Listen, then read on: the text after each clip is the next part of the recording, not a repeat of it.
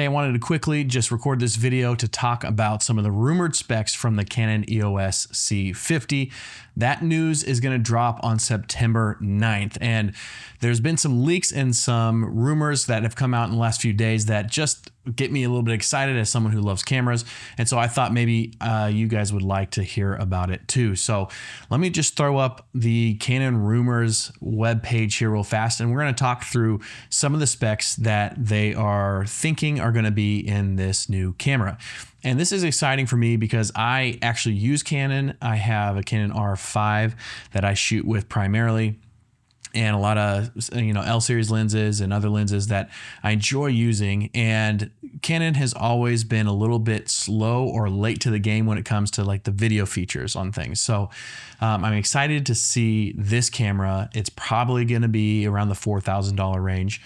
But some of the specs in here look really, really good. So like I said, September 9th is going to be the date that they are going to kind of announce the actual C50. But until then, we just got all the rumors. So let me scroll down here and just look at, obviously these are unconfirmed, but they look awesome. So we're going to go through them. One, a 32 megapixel sensor. So what this means is this is going to be probably a new sensor. So the R5 Mark II and some of the other cameras have a 45 megapixel camera or sensor.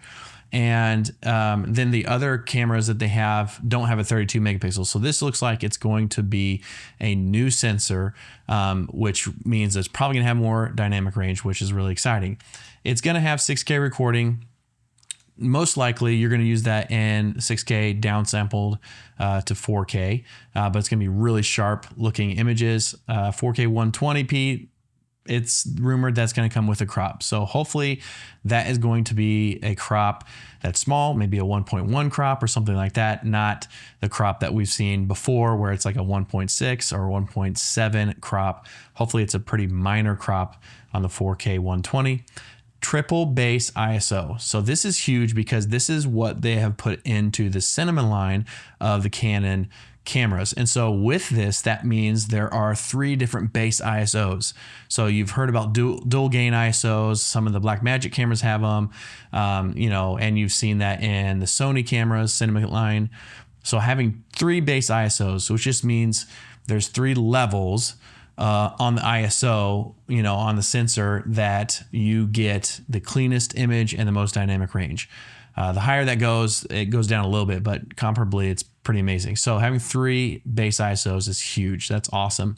It's going to do dual SD cards. So I like that because SD cards are cheaper than the other cards. So I like having dual slots as well.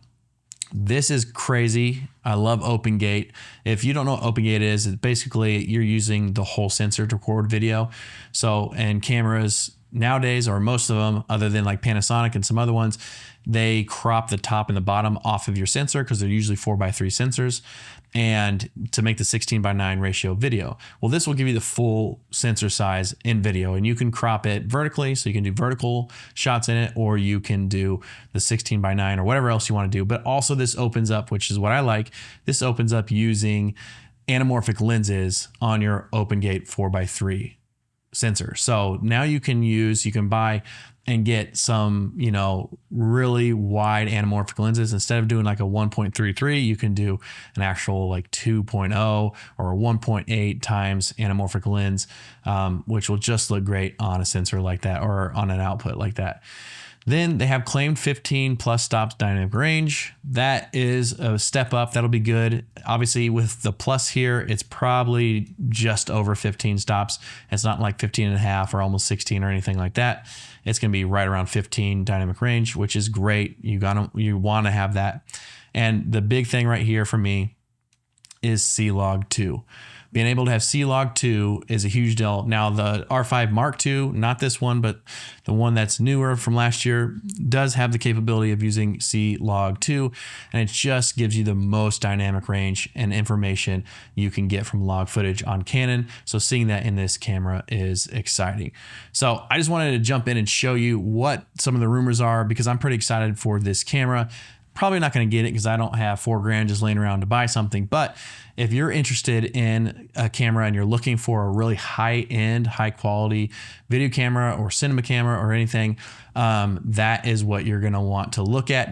On September 9th, they're going to talk about it. They're going to launch it and officially see what is in that camera. So I just want to make a quick video here, just set it up, look at the specs and talk about it. Hopefully you enjoy this video. If you have questions about this camera or any other camera or gear, drop them in the comments below, and I'll see you guys in the next video.